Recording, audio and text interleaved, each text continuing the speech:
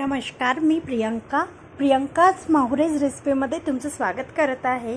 मी आज तुमच्यासमोर एक नवीन रेसिपी शेअर करणार आहे। आता मी इथे बारीक छान टोमॅटो कट करून घेतलेला आहे आणि इथे बारीक छान आपण कांदा कट करून घेत आहे। अगदी स्मूथली आणि फाईन कट करून घ्यायचा, म्हणजे आपली रेसिपी अगदी सुंदर आणि सुरेख, खायला पण टेस्टी लागते। तर अशा प्रकारे इथे मी एक बटाटा घेत आहे, तो शिलून घ्यायचा आहे आणि प्रमाणात म्हणजे 3 बटाटे मी इथे सोलून घेत आहे। तर अशा प्रकारे संपूर्ण बटाटे आपण इथे सोलून घेणार आहोत। आता आपण इथे 3 ब्रेडचे स्लाइस घेणार आहोत। मी मार्केटमधून रेडीमेड आणलेले स्लाइस आहे। इथे 3 बटाटे आपण छान किसणीच्या सहाय्याने इथे बारीक करून घेणार आहोत। तर अशा प्रकारे मी 3ही बटाटे बारीक करून घेत आहे। तुम्ही स्मॅशरच्या सहाय्याने पण बारीक करू शकता किंवा किसणीच्या सहाय्याने पण बारीक करू शकता। एकदम स्मूथ पेस्ट होते, त्यामुळे मी इथे किसून घेतलेला आहे। थोडासा किस आपण इथे घेऊन घेत आहे। त्यामध्ये आपण ॲड करणार आहे सांबार मसाला आणि थोडाफार चाट मसाला।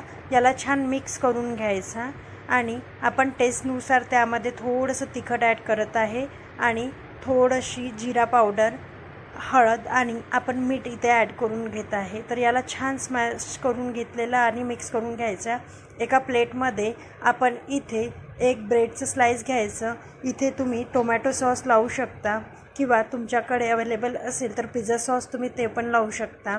आणि इथे आपण छान इथे जो आपण पेस्ट तयार केली होती बटाट्याची, ती आपण इथे लावून घेत आहे आणि त्याच्यावरती छान छोटे छोटे आपण कांद्याचे काप आपण इथे टाकून घेऊया आणि थोडेफार जे टोमॅटो आपण घेतलेले होते कट करून ते पण आपण इथे टाकून घेऊया। आणि याच्यावरती आपण डेकोरेशन करण्यासाठी आपण इथे दाण्याचा वापर केलेला आहे। तुम्ही मक्का दाणा घेऊ शकता आणि किंवा घरी कुठला अवेलेबल असेल तो पण घेऊ शकता।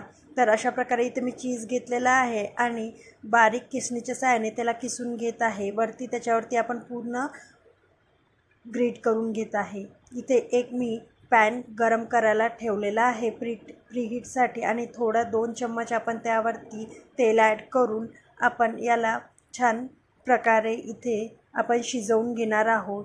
तर अशा प्रकारे संपूर्ण तेलाच्या सहाय्याने आपण जी ब्रेड आपण छान तिथे रेडी करून घेतलेली होती तिला आपण आता छान शिजवून घेणार आहोत। तर बघू शकता जी आपण चीज टाकलं होतं ते छानपैकी बऱ्याचपैकी त्याच्यावरती थोडंफार मेल्ट होत आहे असं दिसत आहे।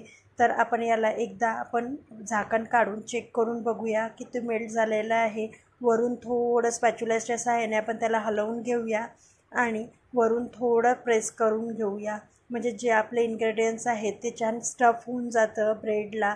तर ते आपण एकदा पुन्हा झाकून त्याला आपण शिजवून घेऊया। अशा प्रकारे आपण चेक पण करू शकतो मेल्ट झाला आहे की नाही। तर याला 2 ते 3 मिनिट शिजायला लागतं। आपण चेक करत राहायचं। शिजून झालं की आपला मिनी पिझ्झा रेडी आहे का ते आपण चेक करू। बघा, आपला मिनी पिझ्झा रेडी आहे। दिसायला पण अगदी सुरेख लागत आहे, तेवढाच खायला पण आपला टेस्टी लागतो। बघा, कट करून बघूयात कट केल्यानंतर तो कसा दिसतो, तर हे मी तुम्हाला दाखवणार आहे। बघा, वाव, खूप किती सुंदर शिजलेला पण आहे, छान स्टफिंग पण खूप छान आलेला आहे। तुम्ही पण नक्की करून बघा। ही रेसिपी आवडल्यास माझ्या चॅनलला सबस्क्राईब करायला विसरू नका आणि तुमच्या मित्रपरिवारामध्ये शेअर करा। माझ्या या चॅनलला लाईक करा। तुमचं मनापासून धन्यवाद।